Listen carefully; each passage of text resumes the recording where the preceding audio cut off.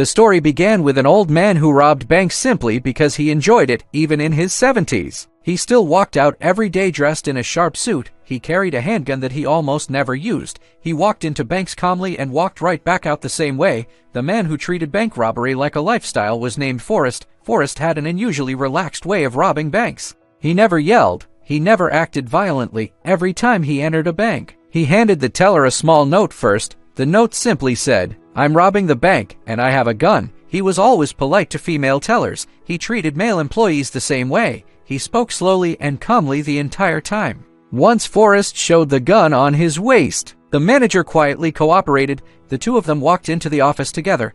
Meanwhile, a police officer outside was standing in line with his child. Nobody realized the bank was being robbed at that exact moment. A few minutes later, the manager walked back out. After spotting two more partners outside, he completely gave up resisting. Then he started filling bags with cash from one counter after another. At the final counter, he secretly pressed the alarm button, but Forrest had already been monitoring everything through a scanner. None of those small moves escaped him. After the cash was packed up, Forrest politely thanked the manager. Then the three old men walked out carrying briefcases like nothing had happened. Only after they left did the manager slowly lock the front doors. Then he told everyone, "We just got robbed." Everyone inside froze in shock, especially Detective John. He couldn't believe someone had quietly robbed a bank right in front of a police officer. Meanwhile, the three old men had already driven out to the countryside. They switched to another car they had prepared earlier and disappeared without a trace. After getting home, the first thing they did was split the money. And no matter how much they took, everything was divided equally. Truthfully, Forrest didn't care much about money. What he truly enjoyed was robbing banks itself. He chose which bank to hit, when to move,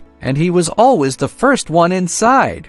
As for how much money they got, he left that up to luck. Sometimes when his partners were unavailable, Forrest even robbed banks alone just to keep himself busy. After each job, he ripped off his fake beard and put away the gun he never fired. Then he stepped on the gas and drove away. A few minutes later, he switched into another backup car. During the drive home, Forrest listened to police radio chatter the whole time. At one point, he spotted a broken-down car on the side of the road. He immediately stopped to help. Not only did he avoid the police searching nearby, he also met a woman around his own age. Later, the two sat down together at a small diner and talked. Even at his age, Forrest still carried himself extremely well. Among people his age, he was still incredibly charming. On the other side, John became more frustrated by the case every day. He started contacting other police departments to investigate the elderly bank robbers, but the answers he got sounded ridiculous. The group never stole huge amounts of money. They carried guns, but never used them.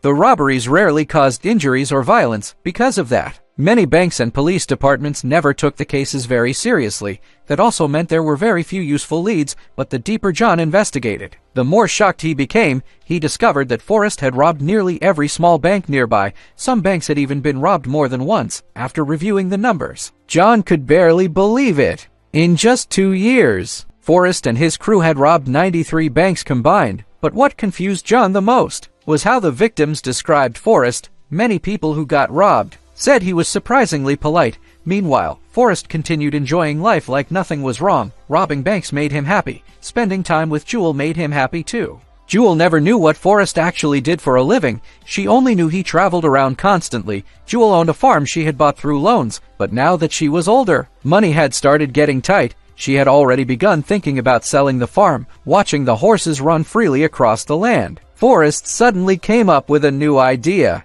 The next day, he stood on top of a building across from a large bank. After watching the area for several days, he finally called in his two partners. The three men began studying the armored truck that delivered money every day. Once the plan was almost ready, Forrest even visited the bank himself to withdraw cash. The moment the armored guards walked outside, he started timing everything with a stopwatch. But this job was completely different from the others. The armored guards carried real weapons compared to robbing a normal bank. The danger level wasn't even close. Even the three old men weren't fully confident this time. While they hesitated, Forrest suddenly saw John on a TV news report. John publicly announced that he had already targeted the elderly robbery crew and promised he would catch them soon. Ironically, that only made Forrest more interested. To him, Robbing banks had always been part of life, and life occasionally needed a little excitement. The very next day, John suddenly received a call. By the time he arrived at the bank, the vault was already a complete mess. Cash was scattered everywhere across the floor. At first, John looked confused. Then a staff member told him the robbers hadn't taken the cash, they had stolen gold instead. A moment later, the employee handed John a note. It read, "John Hunt, good luck. This robbery came with a price too. During the job, one of the old partners got shot by an armored truck guard. Luckily, the injury wasn't life-threatening. After a short recovery, the three old men finally opened the metal box they stole. Inside was nothing but gold. The payout was enough to last them the rest of their lives. Because of that, the three of them decided to stop working together for a while. Not long after, they each went their separate ways and left Forrest's house with all that money now in hand. Forrest walked into a bank the very next day, but this time, he wasn't there to rob it. He wanted to pay off every loan on Jewel's farm. That farm didn't just matter to Jewel, Forrest loved it too. Meanwhile, John still refused to give up the investigation. He started digging into Forrest's family background. Before long, he managed to find Forrest's daughter. John hoped she could give him useful information. Instead, she told him she had barely seen her father her entire life. Back when Forrest was younger, he was either sitting in prison or running from the law. In fact, Forrest himself didn't even know he had a daughter, and now she already had children of her own. After hearing all that, John was stunned again. Once he returned to the station, he started reading through Forrest's old case files, through old lawyer reports and records. John slowly began understanding who Forrest really was. Forrest started stealing when he was only 13 years old, and for most of his life, he repeated the same cycle over and over: rob a bank, go to prison, escape prison, then start all over again. A few years earlier, when police surrounded Forrest during a chase, dozens of patrol cars followed behind him. Even though he had a gun, he never fired a single shot. To Forrest, robbery felt more like a game than a crime. He loved the chase, he loved the thrill, he loved the danger that came with it. Eventually, the police boxed him in with their cars, and Forrest didn't resist at all, because to him, it only meant the chapter was over. After learning all this, John honestly didn't know how to describe the man anymore. Later that night, he went out with his wife for food to clear his head. By coincidence, Forrest was out on a date with Jewel at the same time. The moment Forrest saw John, he recognized him immediately. Later, when John walked into the restroom, Forrest followed him inside. "You finally found me." After saying that, Forrest casually fixed John's tie for him. Standing face to face with a criminal like this, John strangely felt no urge to arrest him, because Forrest didn't act like a typical criminal at all. He carried himself more like a calm, elegant old man. Later that night, Forrest drove Jewel home. On the way, they stopped at a gas station. While waiting, Jewel accidentally noticed the handgun inside the glove compartment, but she didn't call the police, and didn't ask many questions either. After spending so much time together, she already knew Forrest wasn't an ordinary man. That simply didn't matter to her anymore. Before leaving, Forrest gently kissed Jewel goodbye, but the peaceful days didn't last very long. After returning home, Forrest noticed one of his old partners sitting outside the house. The man had been caught by federal agents, and ended up giving Forrest up. Soon after, police cars surrounded the entire area. Even then, Forrest stayed completely calm. He immediately jumped into his car and drove off. Although he got shot in the arm during the chase,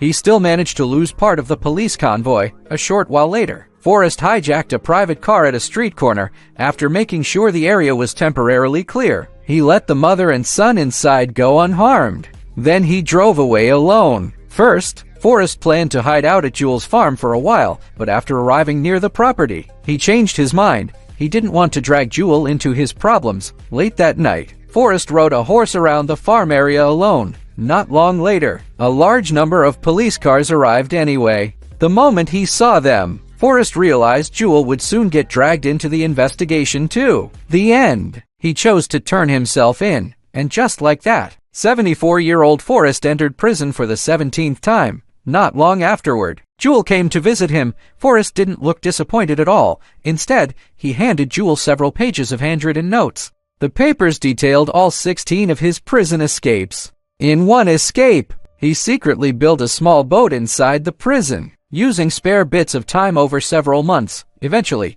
he used that boat to escape successfully after reading through all those unbelievable stories. Jewel noticed the section for escape number 17 was still blank. Forrest simply smiled and said, "There'll be another story there soon enough." But this time, Jewel asked him not to escape early again. Surprisingly, Forrest actually listened. For the first time in years, he stayed in prison until release. Still, it wasn't for very long. A few years later, Forrest officially got out. Jewel had been waiting for that day the entire time. She personally drove him back to the farm, even after several years. Almost nothing there had changed. Jewel believed they could finally settle down and live quietly together, but a peaceful life clearly didn't fit Forrest.